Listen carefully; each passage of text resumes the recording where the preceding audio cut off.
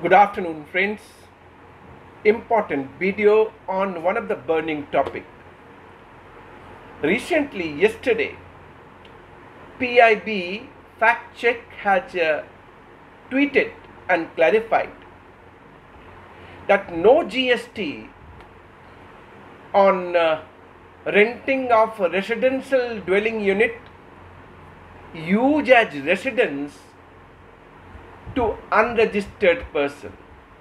So those who are unregistered to whom if residential dwelling is being let out, then no GST leviable.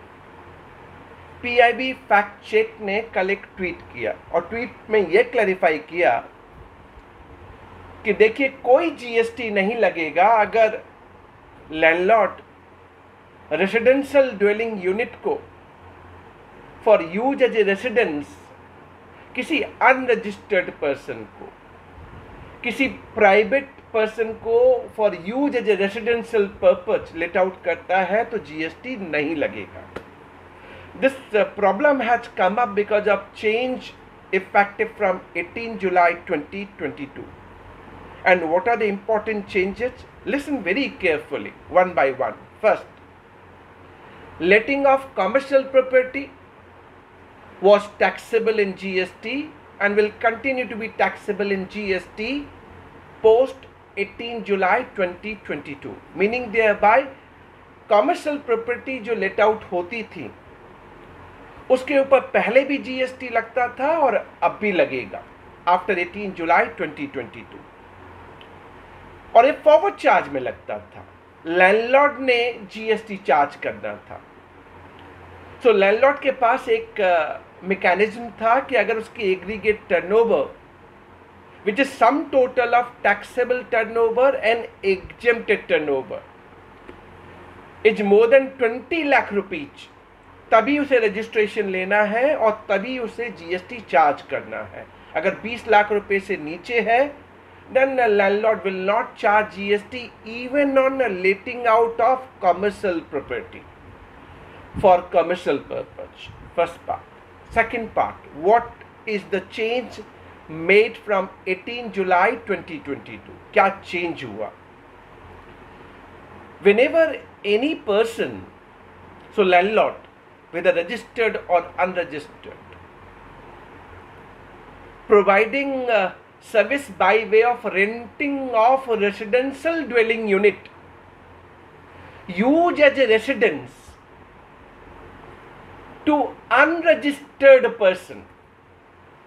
So if landlord whether registered or unregistered letting out residential dwelling unit for use as a residence to unregistered person, then GST was exempted and continue to be exempted effective from 18th of July 2022. No change, and that is what the PIB fact check tweeted. They have said कोई GST नहीं लगेगा अगर आप अपनी residential dwelling unit let out करते हैं to unregistered person और वो अपने रहने के लिए यूज करता है.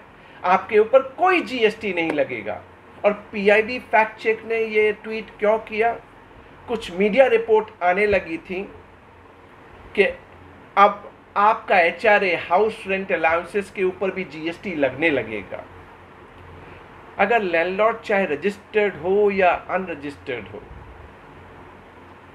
उसने अगर अपनी residential dwelling unit let out की है to unregistered person and that unregistered person is using the same for residential use, यानी जीएसटी पहले भी एग्जेम्प्टेड था और अब भी एग्जेम्प्ट रहेगा, यानी हमें इसमें कोई जीएसटी नहीं लगेगा. पर जीएसटी अब कब लगेगा? 18 जुलाई 2022 से क्या चेंज आया? इनने कहा if any person providing service by way of renting of residential dwelling unit to registered person, यानी किसी लैंडलॉर्ड ने चाहे वो रजिस्टर्ड हो या अनरजिस्टर्ड हो अपनी रेसिडेंशियल ड्वेलिंग यूनिट अगर लेट आउट की है टू रजिस्टर्ड पर्सन, यानी रजिस्टर्ड पर्सन मीन्स जो जीएसटी में रजिस्टर्ड है, सो फर्म हो गई, कंपनी हो गई जो जीएसटी में रजिस्टर्ड है, तो ऐसे केस में उनने कहा अब आपको एग्जिम्पशन नहीं मिलेगा. It is now going to be taxable and taxable at the rate of 18%. पर टैक्स कौन पे करेगा? लैंडलॉर्ड? नहीं, उन्होंने कहा ये रिवर्स चार्ज में होगा, आरसीएम एप्लीकेबल, यानी जो रजिस्टर्ड टेनेंट है उसको आरसीएम में जीएसटी पे करना पड़ेगा, उन्होंने ये कहा. सो ये क्लैरिटी इमर्ज हुई फ्रॉम 18 जुलाई 2022 के बाद जीएसटी लगेगा on residential dwelling unit to registered person. So registered person जिसने जीएसटी में अपना रजिस्ट्रेशन करा रखा है. तो ये क्लैरिटी कल पीआईबी की फैक्ट चेक में उन्होंने एक्सप्लेन की. पर कुछ क्वेश्चन अभी भी ट्रेड में ओपन हो रहे हैं और हम डिस्कस भी कर रहे हैं. पहला क्वेश्चन हम ले लेते हैं. किसी ने कहा कि लैंडलॉर्ड ने अपनी रेसिडेंशियल यूनिट रजिस्टर्ड पर्सन को लेट आउट की है, आरसीएम लगेगा, नो डिनायल, लगेगा, 100% लगेगा. अब वो रेसिडेंशियल ड्वेलिंग यूनिट चाहे वो रेसिडेंशियल यूज के लिए हो चाहे वो कमर्शियल यूज के लिए हो, यानी आरसीएम नोटिफिकेशन 13/2017 में उन्होंने कहा renting of residential dwelling unit to registered person, यानी रजिस्टर्ड पर्सन जो रिसिपिएंट है, अगर उसने रेसिडेंशियल यूनिट ली है either use as a residence और for commercial, see renting of residential dwelling unit, RCM going to be applicable, reverse charge method going to be applicable. Second clarity कि मान लीजिए आपने रेसिडेंशियल ड्वेलिंग यूनिट ली और आप registered person हैं GST में, but आप उस रेसिडेंशियल यूनिट को अपने ऑफिस के लिए यूज करते हैं. या सेकंड केस ऐसा हो सकता है कि कंपनी ने कई फ्लैट अपने एम्प्लॉय के रहने के लिए लिए. सो कंपनी को जब लैंडलॉर्ड सर्विस दे रहा है कंपनी को, कंपनी रजिस्टर्ड पर्सन है और कंपनी ने सारे फ्लैट अपने एम्प्लॉय कंसर्न को दे दिए. तो पहला ट्रांजैक्शन जो कंपनी ने ये फ्लैट लिए for residential purpose, but company being registered person, GST RCM का लग जाएगा, 100% लग जाएगा. अब सेकंड क्वेश्चन आता है कि कंपनी ने जब ये फ्लैट लिए, क्या इसका use in the course of furtherance of business है? Definitely.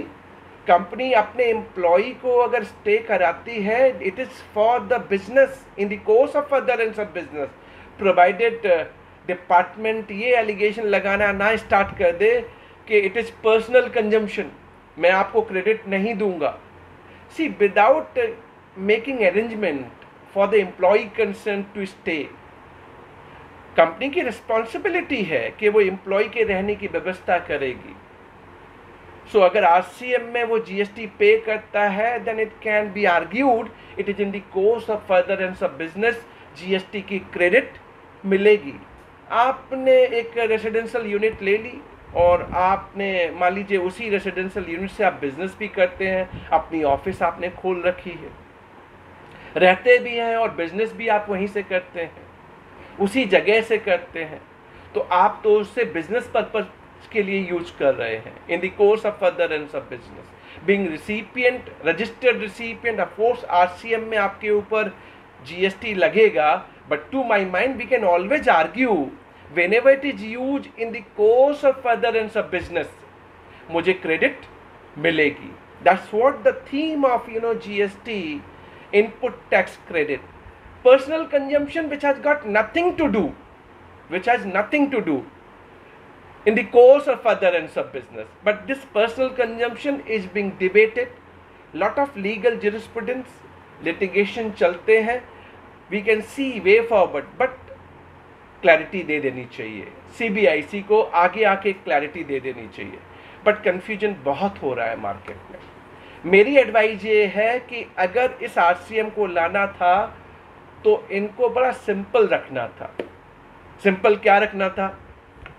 any person letting out or providing service by way of renting of residential dwelling unit to a body corporate registered under GST. अगर इतना रखते तो clarity रहती. अब registered person में firm भी आ जाती है, सोल प्रोप्राइटरशिप भी आ जाती है, और हमने कंफ्यूजन क्रिएट कर दिया पूरा ट्रेड के अंदर. Should have been avoided. अगर आपने लाना था तो आप फेज मैनर में लेके आते. जैसे आपने रेंटिंग ऑफ मोटर व्हीकल, जिसमें आपने सिर्फ रिसिपिएंट जो बॉडी कॉर्पोरेट है उसके ऊपर आरसीएम डाला हुआ है, इसी तरीके से आपको इस कैटेगरी को अगर आरसीएम में लाना था तो आपको यहाँ से स्टार्ट करना था. अदरवाइज आप कह देते कि renting of residential dwelling for use as a residence. अब use as a residence to registered person आपने एक्ट वन स्ट्रोक, एक स्ट्रोक के साथ अगर रजिस्टर्ड पर्सन को दिया है, रेसिडेंशियल ड्वेलिंग यूनिट है, चाहे वो रेसिडेंस के लिए यूज हो रही है या कमर्शियल के लिए यूज हो रही है, आपने जीएसटी की बात कह दी, जीएसटी लगाने की बात कह दी. कंफ्यूजन ये भी है कि आरसीएम अगर रेसिडेंशियल ड्वेलिंग यूनिट ली है लेकिन मैं कमर्शियल यूज कर रहा हूं तो फॉरवर्ड चार्ज लगेगा या रिवर्स चार्ज लगेगा. टू माई माइंड अगर 13/2017 देखें तो वो बोलता है renting of residential dwelling to registered person, इतना ही बोलता है, यूज की बात नहीं करता.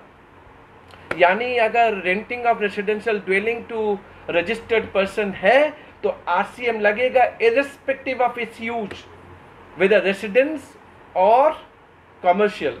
Lot of dispute and confusion. I thought providing these clarity to all of you, and for ITC again it is creating lot of havoc in the trade.